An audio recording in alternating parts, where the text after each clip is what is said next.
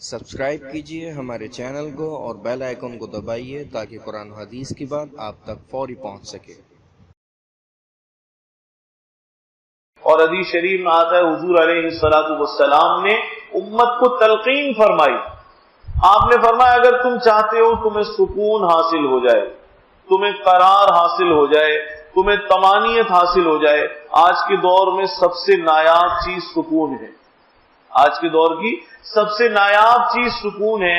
حضور علیہ السلام نے فرمایا اگر سکون حاصل کرنا چاہتے ہو انظروا فی الدنیا الی من هو اسفل منکم، تو تمہیں چاہیے دنیا کے معاملے میں اپنے سے نیچے والے پر نظر رکھنا، جو تم سے کمتر ہے، کم حیثیت ہے، اس پر نظر رکھنا۔ اگر آپ کو پنکھے میں عیب نظر آتا ہے کہ ہم صرف پنکھے میں ہیں، لوگ ایئر کنڈیشن میں ہیں، تو آپ کو ایسے لوگ بھی نظر آ جائیں گے جو گرمی میں فٹ پاتھ پر سوئے ہوئے ہیں، ایسے لوگ بھی آپ کو نظر آ جائیں گے۔ دل کو سمجھانے والی بات ہے، تسلی دینے والی بات ہے، مثال دے کر سمجھایا جا سکتا ہے کہ اگر لاکھوں مجھ سے بہتر ہیں، الحمدللہ میرا حال لاکھوں سے بہتر ہے۔ اللہ نے مجھے اتنا کچھ عطا فرمایا ہے کہ اگر لاکھوں مجھ سے اچھے ہیں تو میں اگر اپنے حالات پر نظر کروں میرے حالات الحمدللہ لاکھوں سے اچھے ہیں۔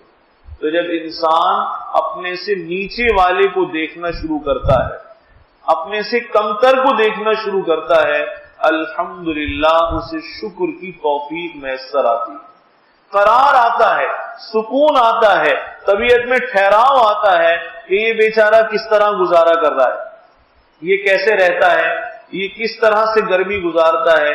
اللہ نے اس کے مقابلے میں مجھے زیادہ نعمتیں عطا فرمائی ہیں، کھانے کی نعمتیں زیادہ ہیں، پہننے کی نعمتیں زیادہ ہیں، لباس اور خوراک کی نعمتیں زیادہ ہیں، گھر بار کی نعمتیں زیادہ ہیں۔ نامعلوم کتنے لوگ ہیں جن کے تصور میں یہ نعمتیں نہیں آئی ہوں گی۔ تو جب انسان دل کو سمجھاتا ہے الحمدللہ اسے قرار آتا ہے، ٹھہراؤ آتا ہے۔ اور آپ یقین جانیے یہ جو قرار ہے یا جسے ہم عربی زبان میں قناعت کہتے ہیں، انسان کے اندر ٹھہراؤ آ جائے، قرار آ جائے، یہ قناعت کی دولت اتنی بڑی دولت ہے۔ حدیث شریف میں آتا ہے حضور دعا فرمایا کرتے تھے اللہم قنعنی بما رزقتنی، یا اللہ جو روزی مجھے عطا فرمائے اس پر قناعت بھی عطا فرما دے۔ اور قناعت کہاں سے ملتی ہے؟ نیچے والے کو دیکھنے سے ملتی ہے، کبھی اوپر والے کو دیکھنے سے قناعت نہیں ملے گی۔ اوپر والے کو دیکھنے سے ہمیشہ شکوہ پیدا ہوتا ہے، شکایت پیدا ہوتی ہے، یہ خیال آتا ہے کہ دیکھو اس کی حالت کتنی اچھی ہے، ہماری حالت کتنی خراب ہے۔ اور جب اپنے سے کمتر کو دیکھتا ہے تو دل سے الحمدللہ اللہ کا شکر ادا ہوتا ہے کہ یا اللہ تیری مہربانی ہے کہ اس کی حالت کتنی خراب ہے، میری حالت کتنی اچھی ہے، اس کی حالت کتنی پتلی ہے، کتنی کمزور ہے، الحمدللہ میری حالت کتنی اچھی ہے۔ یہ قناعت کی وہ دولت ہے، علماء نے لکھا ہے جو ساری نعمتوں سے بڑی نعمت ہے۔ قناعت کی دولت یہ وہ نعمت ہے جو ساری نعمتوں سے بڑی نعمت ہے۔ اگر یہ قناعت اللہ رب العزت نہ عطا فرمائے تو پھر انسان کی مثال کولو کے بیل جیسی ہے، وہ گھومتا رہے گا لیکن اس کا ٹھکانہ کوئی نہیں ہوگا، روزانہ اسی کام پر لگتا ہے، روزانہ مسلسل گھومتا ہے لیکن کبھی اس کے گھومنے کی منزل نہیں آتی، وہ آج کام ختم کرے گا کل پھر گھومنا شروع ہو جائے گا۔